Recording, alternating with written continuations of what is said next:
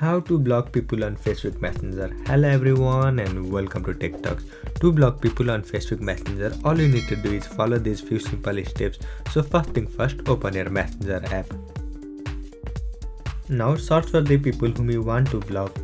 So here let me block this person. So simply tap on the person whom you want to block, open the conversation with the person, and then you will see this kind of page. So here on top of everything you will find the name of the person, so tap on it, and then you will see a page similar to this. So here on top right hand side of the screen you will find this three dot icon, so tap on it, and then you will see this kind of pop-up. So here you will find this option of block, so tap on it, and then you will see this page. So here on bottom of everything you will find this option of block these people, so tap on it, and within few seconds the person will be blocked on Facebook.